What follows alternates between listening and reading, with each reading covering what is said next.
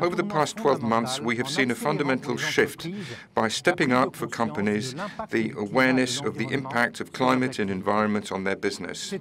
This is an economic struggle, and it is also a societal struggle. Many sectors are confronted with the need to act in order to reduce their carbon footprint. It is as much a matter of reducing their own greenhouse gas emissions as finding new solutions or new processes in order to enable the emergence of a low-carbon society.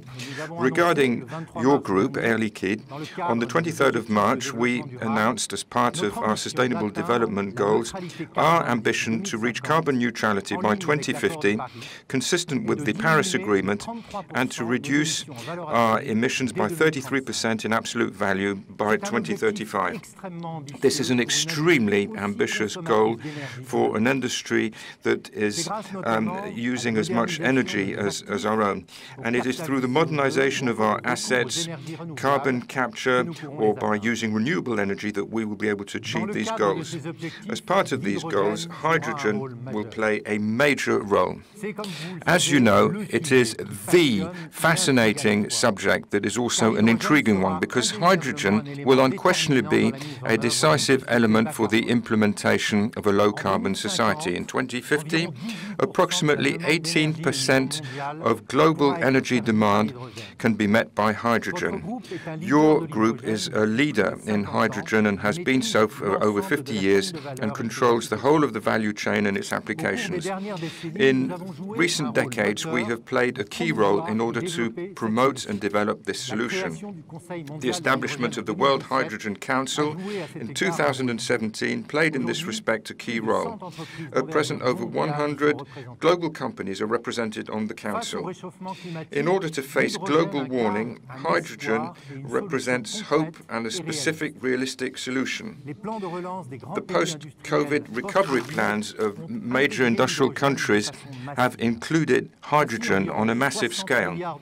Over 60 billion of euros will be spent around the world over the next few years in order to favor the emergence of the hydrogen sector. France will spend 7 billion and Germany 9 billion.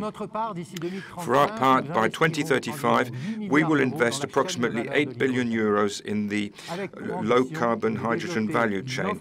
And our goal is to develop a competitive, low-carbon hydrogen offering on a large scale. This represents both huge growth potential and a very significant contribution to the development of a sustainable society. By 2035, our revenue from hydrogen will triple, rising from 2 to over 6 billion euros.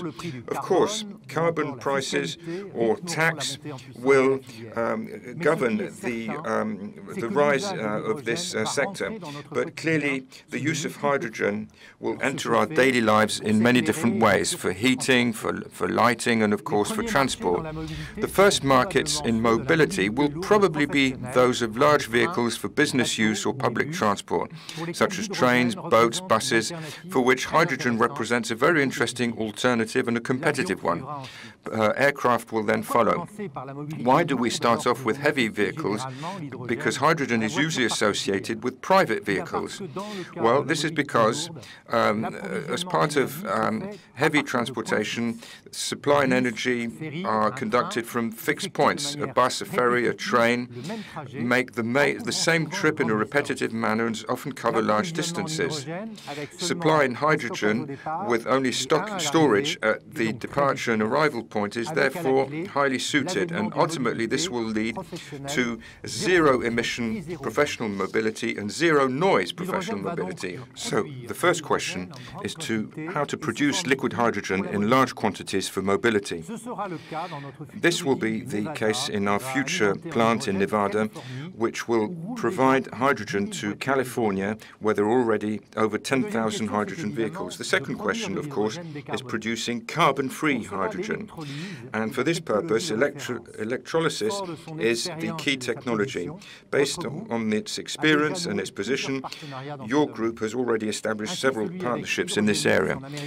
For example, the partnership with Hydrogenics in North America and more recently with Siemens Energy in Europe for large sizes, contributing to our shift to large scale. And we plan to install 3 gigawatts in capacity by 2030. The production of decarbonated hydrogen by electrolysis is already a reality. As you can see on these pictures, in Canada at Bécancour, we recently inaugurated the biggest proton exchange membrane electrolyzer with a capacity of 20 megawatts. And finally, in France, we announced the H2V project Normandy, which will ensure the construction of a complex of electrolyzers with a capacity reaching 200 megawatts. Now let's look at how we can accompany our clients who, like us, are confronted with the challenge of reducing their carbon footprint. And I'm referring in particular to large industries, clients, chemical companies, refineries, steel producers who come to us almost every day. In order to meet their expectations, Air Liquide now has a very broad offering of solutions ranging from low-carbon gas, oxygen and hydrogen in particular, which are low-carbon, and all the way to carbon capture or liquefaction technologies. In the steel industry, for example, we announced a partnership with ThyssenKrupp in order to inject hydrogen into the blast furnaces as partial replacement for pulverized coal. More recently, a memorandum of understanding was concluded with ArcelorMittal to develop in Dunkirk the use of low-carbon hydrogen and carbon capture technologies for CO2 in order to reduce the emission sites. In other instances, some of our clients have decided to entrust us with the management of their assets in order to optimize costs and reduce emissions. This applies, for example, to Sasol in South Africa, where we will soon be taking over the biggest oxygen production plant in the world, with the goal being to reduce its CO2 emissions by 30 to 40%. As you can see, climate and energy transition open up unprecedented business prospects for your group.